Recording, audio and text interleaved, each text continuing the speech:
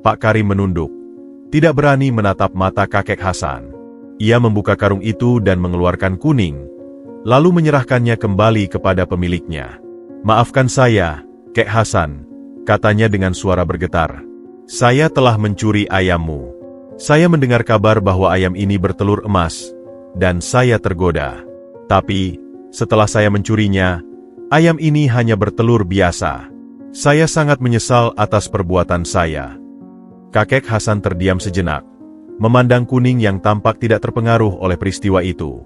Kemudian, ia menghela napas panjang dan menepuk bahu Pak Karim dengan lembut. Pak Karim, kita semua pernah hilaf, ujar kakek Hasan dengan suara tenang. Ayam ini memang bertelur emas, tetapi hanya jika dipelihara dengan kasih sayang.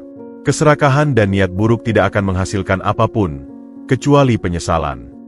Pak Karim menunduk semakin dalam. Saya sungguh menyesal, Kek. Saya janji tidak akan mengulanginya lagi. Saya sudah memaafkanmu, Pak Karim, kata kakek Hasan. Yang penting, kau menyadari kesalahanmu dan mengembalikannya. Sekarang pulanglah dan beristirahat. Pak Karim mengangguk dengan rasa lega.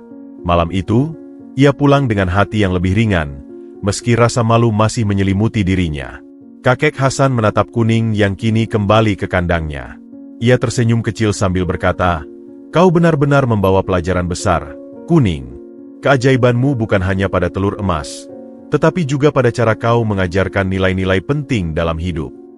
Kembalinya kuning ke kandang kakek Hasan membawa kedamaian baru di rumah kecil itu. Pagi itu, kakek Hasan bangun dengan senyum yang lebih lebar dari biasanya. Ia menyadari betapa berharganya kuning, bukan hanya karena telur emasnya, tetapi juga karena kehadirannya yang telah menjadi teman setia dalam hidupnya yang sepi. Selamat pagi kuning, sapanya lembut sambil membuka kandang ayam itu. Kuning merespons dengan suara pelan dan ceria, seolah mengatakan bahwa ia juga senang bisa kembali ke rumah. Saat kakek Hasan memeriksa kandang, ia kembali tertegun. Di atas jerami yang baru ia ganti semalam, ada sebuah telur emas yang bersinar terang. Hatinya bergetar. Kau benar-benar ajaib kuning, katanya sambil memungut telur emas itu. Tapi aku tahu, anugerah ini adalah ujian dari Tuhan. Aku harus bijak menggunakannya. Hari itu, kakek Hasan memutuskan untuk tetap hidup sederhana meskipun memiliki keajaiban yang begitu besar. Ia menjual telur emas tersebut di pasar kota seperti biasanya. Namun, ia hanya membeli kebutuhan pokok secukupnya dan menyisihkan sebagian uang untuk membantu tetangga-tetangganya yang membutuhkan. Kakek Hasan percaya bahwa rezeki yang berlimpah harus dibagikan kepada orang lain agar berkahnya semakin melimpah. Ia mulai membantu keluarga-keluarga di desanya yang kesulitan, meskipun ia melakukannya dengan diam-diam agar tidak menarik perhatian berlebihan. Sementara itu, Pak Karim, yang kini merasa sangat malu atas perbuatannya, mencoba memperbaiki dirinya. Setelah kejadian pencurian itu, ia sering datang ke rumah kakek Hasan, bukan untuk mencuri, tetapi untuk membantu pria tua itu dengan pekerjaan-pekerjaan kecil. Kek, biar saya yang angkat air dari sumur, kata Pak Karim suatu pagi ketika melihat kakek Hasan hendak mengisi bak air di belakang rumahnya. Terima kasih Pak Karim. Saya benar-benar menghargainya, balas kakek Hasan dengan tulus. Pak Karim tidak hanya membantu kakek Hasan, tetapi juga mencoba memperbaiki hubungan dengan tetangga-tetangganya yang lain. Ia mulai bekerja lebih keras di ladangnya, dan hasil panennya perlahan membaik. Meski ia tidak memiliki keajaiban seperti kuning, ia merasa bahwa hidupnya menjadi lebih damai karena ia tidak lagi dipenuhi rasa iri dan serakah. Beberapa minggu kemudian, seorang pemuda dari desa tetangga datang ke rumah kakek Hasan. Pemuda itu mendengar desas-desus tentang telur emas dan datang untuk meminta bantuan. Ia menceritakan bahwa keluarganya sedang menghadapi kesulitan besar karena hutang yang menumpuk. Maafkan saya Kek Hasan, kalau saya lancang, kata pemuda itu dengan suara gemetar. Tapi saya mendengar bahwa Anda memiliki ayam yang bertelur emas. Bisakah Anda membantu keluarga saya keluar dari kesulitan? Kakek Hasan memandangi pemuda itu dengan mata yang penuh pengertian.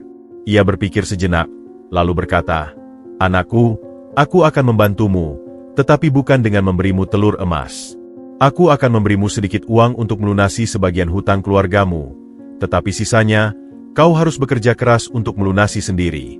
Keajaiban tidak akan berguna jika kau tidak berusaha. Pemuda itu mengangguk. Air mata mengalir di pipinya. Terima kasih banyak Kek Hasan. Saya berjanji akan bekerja keras untuk membalas kebaikan Anda.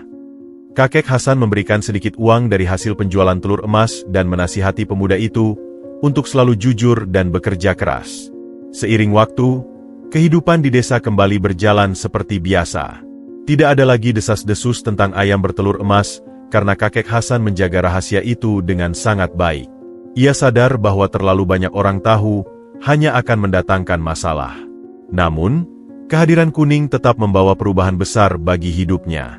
Ia merasa bahwa keajaiban ayam itu bukan hanya pada telur emas yang dihasilkan, tetapi pada pelajaran-pelajaran berharga yang ia bawa.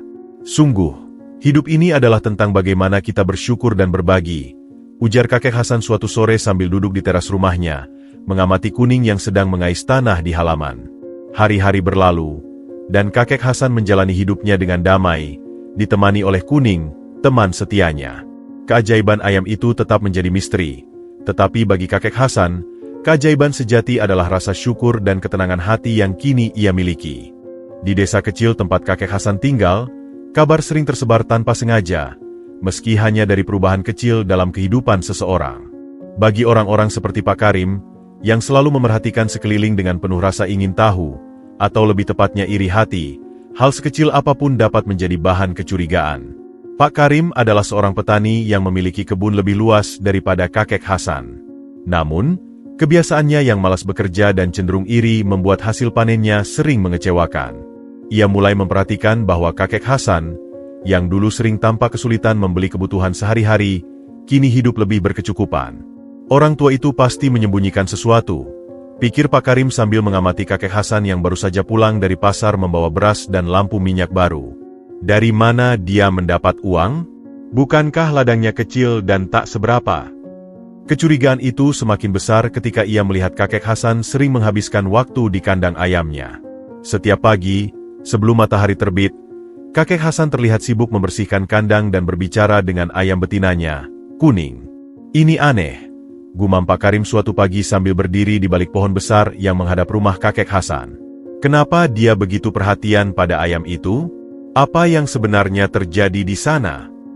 Kecurigaan itu membuat Pak Karim tak bisa tidur nyenyak. Ia mulai merencanakan cara untuk menyelidiki lebih jauh. Suatu malam, ia memutuskan untuk mengintai rumah kakek Hasan. Dengan membawa lentera kecil, ia menyelinap mendekati kandang ayam itu. Namun, kandang tersebut terkunci rapat, dan ia tidak menemukan apapun yang mencurigakan selain Kuning yang sedang tidur. Aku harus lebih cerdik, pikir Pak Karim sambil mundur perlahan agar tidak ketahuan. Keesokan harinya, Pak Karim mencoba berbicara langsung dengan kakek Hasan. Ia berpura-pura bersikap ramah, meski dalam hatinya penuh dengan niat buruk. Pagi Kek Hasan, sapa Pak Karim sambil melangkah ke halaman rumah kakek Hasan. Pak Karim, ada apa pagi-pagi begini? Jawab kakek Hasan sambil menyeka peluh di dahinya setelah selesai menyapu halaman. Pak Karim tersenyum lebar. Tidak ada apa-apa Kek. Saya hanya ingin ngobrol. Akhir-akhir ini saya lihat hidupmu lebih berkecukupan. Syukur ya. Ladangmu pasti panennya bagus sekali. Kakek Hasan tersenyum kecil. Ia tahu maksud tersirat dari pertanyaan itu. Panen saya memang cukup untuk kebutuhan sehari-hari. Saya bersyukur rezeki saya mencukupkan Pak Karim. Pak Karim mengangguk-angguk, meski dalam hatinya masih penuh tanda tanya. Tapi Kek, apa ladangmu cukup menghasilkan uang untuk membeli barang-barang baru? Saya lihat kau baru saja membeli tikar dan lampu minyak. Bukan saya iri, hanya penasaran saja. Kakek Hasan menghela napas panjang. Ia tahu bahwa terlalu banyak pertanyaan seperti ini bisa menimbulkan masalah. Tuhan selalu punya cara untuk memberi rezeki Pak Karim. Kadang ada berkah yang datang tanpa kita duga. Pak Karim tersenyum tipis, tetapi hatinya tidak puas dengan jawaban itu. Ia merasa ada sesuatu yang disembunyikan oleh kakek Hasan. Baiklah Kek, kata Pak Karim akhirnya. Kalau begitu, saya pamit dulu. Semoga rezekimu terus bertambah. Terima kasih Pak Karim. Semoga kita semua selalu diberi keberkahan, balas kakek Hasan sambil mengantar tetangganya itu keluar halaman. Namun, begitu ia meninggalkan rumah kakek Hasan, Pak Karim semakin yakin bahwa ada rahasia besar di balik perubahan hidup pria tua itu. Malam harinya, Pak Karim kembali mendekati rumah kakek Hasan. Kali ini, ia membawa karung dan obeng kecil untuk membuka kandang ayam. Dengan langkah hati-hati, ia menyelinap di kegelapan malam, memastikan bahwa tidak ada yang melihatnya. Ketika ia tiba di depan kandang, ia mendengar suara dengkuran halus dari dalam rumah kakek Hasan. Bagus, dia sudah tidur, pikir Pak Karim dengan senyum licik. Ia mulai mencoba membuka kunci kandang dengan obengnya. Suara kecil dari gesekan logam membuat Kuning yang sedang tidur terbangun. Ayam itu mengeluarkan suara pelan, tetapi Pak Karim dengan cepat berbisik, "Diam kau. Aku hanya butuh rahasiamu." Setelah beberapa menit, kunci kandang berhasil terbuka. Pak Karim meraih Kuning dengan cepat dan memasukkannya ke dalam karung. Dengan ayam itu di tangannya, ia bergegas pulang. "Mulai sekarang, kau milikku," gumamnya sambil terus berjalan menyusuri jalan setapak. Dalam benaknya, Pak Karim sudah membayangkan hidupnya yang penuh kemewahan. Ia yakin ayam ini adalah sumber kekayaan yang selama ini ia impikan. Sesampainya di rumah, ia dengan hati-hati membuka karung dan memindahkan Kuning ke dalam kandang kecil yang ia siapkan. Ia mengamati ayam itu dengan penuh antusias. "Jadi, kau ini ayam ajaib, ya?" katanya dengan suara rendah. "Aku sudah tahu rahasiamu. Besok pagi, aku akan melihatmu bertelur emas." Pak Karim menutup kandang dan beranjak tidur dengan pikiran penuh rencana. Namun, saat ia terlelap, Kuning hanya diam di dalam kandangnya, sesekali mematuk makanan seadanya yang disediakan Pak Karim. Pagi harinya, Pak Karim bangun lebih awal. Dengan penuh semangat, ia bergegas ke kandang ayam untuk memeriksa keajaiban yang ia tunggu-tunggu. Namun, saat membuka kandang, kekecewaan besar menyambutnya. Di atas jerami, hanya ada sebuah telur biasa, seperti telur ayam kampung pada umumnya. Pak Karim mengerutkan dahi, memungut telur itu, dan memeriksanya dari segala sudut. Ini telur biasa," serunya dengan nada kecewa. "Bagaimana bisa? Bukankah ayam ini bertelur emas di rumah kakek Hasan?" Pak Karim mencoba menenangkan dirinya. "Mungkin ayam ini butuh waktu untuk bertelur emas lagi," pikirnya. Ia pun menunggu sepanjang hari, berharap ada telur emas yang muncul keesokan paginya. Namun, hari berikutnya dan hari setelahnya, hasilnya tetap sama. Kuning hanya bertelur seperti ayam biasa. Pak Karim mulai frustrasi. Ia bahkan mencoba memberikan makanan terbaik yang bisa ia beli, beras, jagung, dan dedak, tetapi tidak ada perubahan. "Apa yang salah?" keluhnya sambil menatap Kuning yang tampak tenang di dalam kandang. "Kenapa kau tidak bertelur emas di sini? Apakah hanya kakek Hasan yang bisa membuatmu melakukannya?" Frustrasi Pak Karim berubah menjadi rasa bersalah. Ia mulai menyadari bahwa ayam itu mungkin memang memiliki ikatan khusus dengan kakek Hasan. Ia juga mulai merasa takut jika kakek Hasan menyadari pencurian ini dan melaporkannya kepada warga desa. Pada malam kelima setelah pencurian, rasa bersalah yang menghantui hati Pak Karim tak lagi tertahankan. Ia tidak bisa tidur dengan nyenyak. Setiap kali ia mencoba memejamkan mata, wajah kakek Hasan muncul dalam pikirannya, membuatnya merasa semakin malu. "Aku harus mengembalikannya," bisik Pak Karim kepada dirinya sendiri. "Aku sudah melakukan kesalahan besar. Ayam ini bukan milikku, dan aku tidak pantas memilikinya." Malam itu juga, Pak Karim mengambil Kuning dari kandang. Dengan hati-hati, ia memasukkan ayam itu kembali ke dalam karung, seperti saat ia mencurinya. Namun, kali ini, langkahnya tidak penuh dengan keserakahan, melainkan penyesalan yang mendalam. Saat tiba di depan rumah kakek Hasan, Pak Karim mengetuk pintu perlahan. Dari dalam, terdengar suara kakek Hasan yang baru saja terbangun. "Siapa di luar malam-malam begini?" "Itu saya, Pak Karim," jawabnya dengan suara pelan. Kakek Hasan membuka pintu, tanpa kebingungan melihat tetangganya berdiri di depan pintu dengan karung di tangannya. "Ada apa, Pak Karim? Apa yang terjadi?" Hari itu, mentari pagi baru saja muncul di ufuk timur, menyinari desa kecil tempat kakek Hasan tinggal. Suara burung berkicau mengiringi langkah pelan pria tua itu, menyusuri jalan setapak menuju ladangnya. Dengan mengenakan topi jerami usang dan membawa tongkat kayu, kakek Hasan tampak menikmati udara pagi yang segar.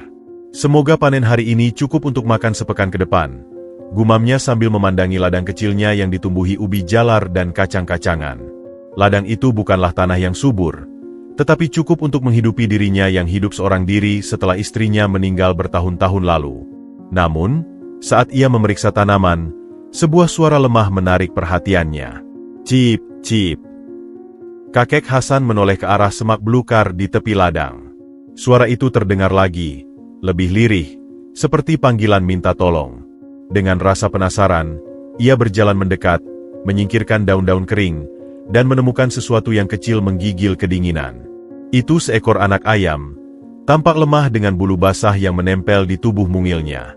Kasihan sekali kau nak, kata kakek Hasan dengan nada iba. Ia berjongkok, mengamati anak ayam itu yang tampaknya kehilangan induk atau ditinggalkan kawanan ayam lain. Anak ayam itu menatap kakek Hasan dengan matanya yang kecil, seolah meminta pertolongan. Tanpa ragu, kakek Hasan melepas kain selempang yang ia bawa untuk membawa hasil panen dan membungkus anak ayam itu. Tenang saja, kau ikut aku pulang. Akan kuberi makan dan tempat berlindung. Sepanjang perjalanan pulang, kakek Hasan berbicara kepada anak ayam itu seperti berbicara kepada seorang teman. Jangan khawatir, aku tidak punya banyak, tapi aku akan berbagi apa yang ada. Kau harus bertahan hidup ya. Sesampainya di rumah kecilnya yang sederhana, kakek Hasan meletakkan anak ayam itu di atas kain hangat di dekat tungku. Ia lalu mengambil beberapa butir nasi yang ia miliki untuk memberinya makan. Anak ayam itu perlahan mematuk-matuk nasi dengan lemah. Melihatnya, kakek Hasan tersenyum. Kau kuat ya? Aku akan menamakanmu Kuning, karena bulumu akan menjadi kuning cerah jika sudah sehat, ujarnya sambil mengelus kepala kecil anak ayam itu. Hari-hari berlalu, Kuning mulai pulih. Ia tampak lebih ceria, sering berlarian kecil di halaman rumah. Kakek Hasan bahkan membuatkan kandang kecil dari kayu bekas dan jerami untuk melindunginya dari hujan dan malam yang dingin. Namun, merawat Kuning bukanlah hal mudah bagi kakek Hasan. Persediaan makanan yang ia miliki terbatas, dan ia harus berbagi sebagian kecil dengan ayam itu. Ada kalanya ia merasa lapar lebih awal karena jatah nasinya berkurang, tetapi melihat Kuning tumbuh sehat membuat hatinya lega. Kehadiranmu memberiku teman di rumah yang sepi ini Kuning, katanya suatu malam saat membereskan kandang. Aku sudah lama tak merasa ada yang menemani. Suatu pagi, saat matahari baru saja terbit, kakek Hasan terbangun oleh suara kokok ayam jantan dari rumah tetangga. Ia melihat Kuning di dekat kakinya, tampak mengikutinya kemanapun ia pergi. Kau benar-benar setia ya? Kakek Hasan tersenyum. Ia merasa ada ikatan yang kuat antara dirinya dan Kuning, seolah-olah anak ayam itu membawa keberuntungan atau pertanda baik. Ia tidak tahu bahwa pertemuannya dengan Kuning akan mengubah hidupnya secara ajaib. Hari itu, matahari pagi menembus celah atap rumah kakek Hasan yang terbuat dari anyaman bambu. Seperti biasa, kakek Hasan memulai harinya dengan menyapu halaman dan memberi makan Kuning. Kini, ayam betina itu sudah tumbuh besar. Bulunya berwarna kuning cerah seperti yang ia duga sejak awal. Kuning selalu tampak riang, berjalan-jalan kecil di halaman atau mengais tanah untuk mencari makanan tambahan. Namun, pagi itu ada sesuatu yang berbeda. Saat kakek Hasan hendak membersihkan kandang Kuning, ia tertegun. Di atas jerami yang biasa ia gunakan sebagai alas kandang, tampak sebuah benda yang bersinar keemasan. Ia memandanginya dengan bingung. Astaga, apa ini? Gumamnya sambil berjongkok untuk mengambil benda tersebut. Tangannya gemetar saat ia menyadari bahwa itu adalah sebuah telur, tetapi bukan telur biasa. Telur itu berat dan berkilauan, terbuat dari emas murni. Ya Tuhan, bisik kakek Hasan dengan mata melebar.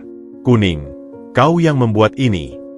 Ayam betina itu hanya menatapnya sebentar lalu kembali mematuk-matuk sisa makanan di kandangnya. Kakek Hasan terduduk, mencoba memahami apa yang baru saja terjadi. Ia mengamati telur emas itu dari berbagai sudut, memastikan bahwa matanya tidak salah melihat.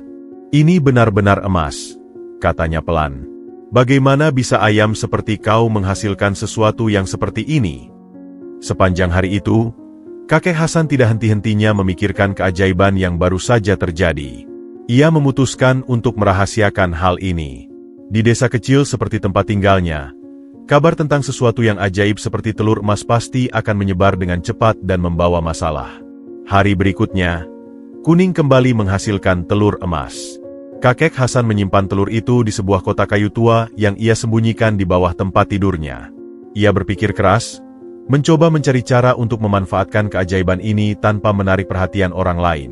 Akhirnya, ia memutuskan untuk pergi ke pasar kota yang berjarak beberapa mil dari desanya.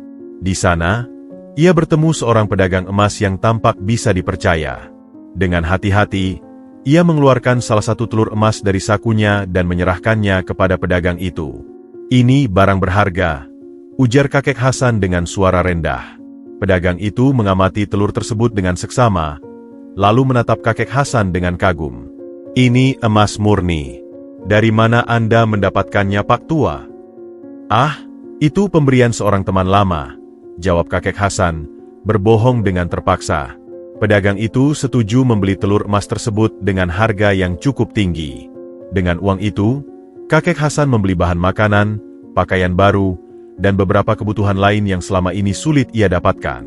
Namun, ia tetap hidup sederhana, tidak ingin ada yang mencurigai perubahan dalam hidupnya. Setiap 3 hari sekali, Kuning menghasilkan telur emas. Kakek Hasan merasa kehidupannya mulai lebih mudah. Ia tidak lagi harus mengkhawatirkan kekurangan makanan atau bahan bakar untuk tungkunya. Namun, ia tetap waspada. "Ini adalah anugerah, tapi juga ujian," gumamnya suatu malam sambil mengelus kepala Kuning.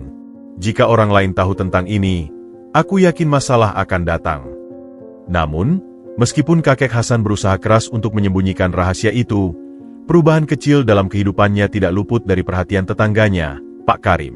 Pak Karim, seorang pria parubaya yang terkenal licik dan serakah, mulai memperhatikan bahwa kakek Hasan kini lebih sering membeli beras yang berkualitas lebih baik di pasar desa. Ia juga melihat bahwa kakek Hasan kadang-kadang membawa barang-barang baru ke rumahnya, seperti tikar yang lebih bagus atau lampu minyak tambahan. Orang tua itu biasanya hidup pas-pasan, pikir Pak Karim sambil mengamati rumah kakek Hasan dari kejauhan. Tapi sekarang, dari mana ia mendapatkan uang lebih? Kecurigaan Pak Karim semakin besar ketika ia melihat kakek Hasan sering menghabiskan waktu di kandang ayamnya. "Ini pasti ada hubungannya dengan ayam itu," gumamnya sambil mengerutkan dahi. "Aku harus mencari tahu rahasianya." Tanpa disadari oleh kakek Hasan, kehidupan barunya yang lebih berkecukupan mulai menarik perhatian orang lain, terutama Pak Karim, yang tak akan tinggal diam sampai ia menemukan kebenaran di balik perubahan hidup kakek Hasan.